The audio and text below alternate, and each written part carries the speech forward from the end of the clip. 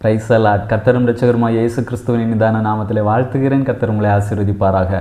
இந்த புதிய நாளிலே புதிய கிருபைகளை தந்து கர்த்தர் ஆசீர்வதித்து வழி நடத்துவாராக. பிலிப்பியருக்கு எழுதின நிருபம் 4வது அதிகாரம் 1வது வசனம்.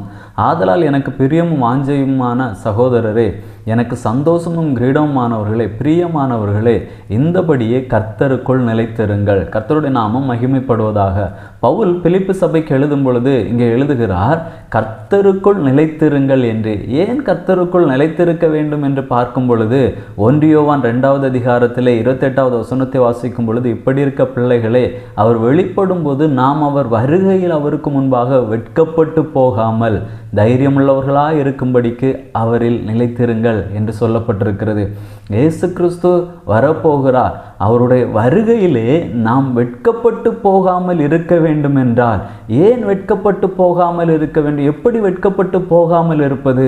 நம்முடைய இந்த அற்பமான சரீரம் அவருடைய சரீரத்திற்கு ஒப்பாக மறுரூபமாக வேண்டும்.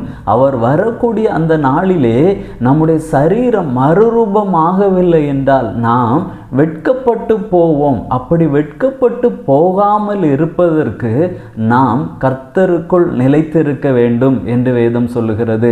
இயேசு கிறிஸ்து சொல்லும் பொழுது கூட, யோவான் எழுதின சுவிசேஷம் 15வது அதிகாரம் 4வது வசனத்திலே வாசிக்கும் பொழுது, என்னில் நிலைத்திருங்கள், நானும் உங்களில் நிலைத்திருப்பேன். கொடியானது திராட்சை செடியில் நிலைத்திராவிட்டால் அது தானாய் கனி கொடுக்க மாட்டாதது போல நீங்களும் என்னில் நிலைத்திராவிட்டால் கனி கொடுக்க மாட்டீர்கள். நாம் இயேசுவுக்குள்ளே நிலைத்திருக்கும் பொழுது, நாம் கர்த்தருக்குள்ளே நிலைத்திருக்கும் பொழுது கனி கொடுக்கிறவர்களாக நாம் மாறுவோம். கனி கொடாத மரம் எல்லாம் வெட்டுண்டு அக்கினியிலே போடப்படும் என்று சொல்லப்பட்டிருக்கிறது.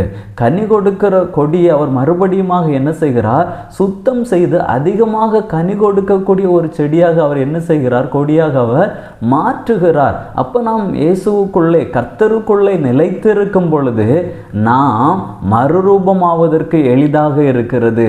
நாம் கனி கொடுக்கிறவர்களாக மாறும் பொழுது, கனி கொடுக்கக்கூடிய ஒரு நபராக நாம் இருக்கும் பொழுது, இயேசு கிறிஸ்து வரக்கூடிய அந்த நாளிலே நாம் எளிதாக மறுரூபமாகவும் வெட்கப்பட்டு போக வேண்டிய அவசியம் இருக்காது.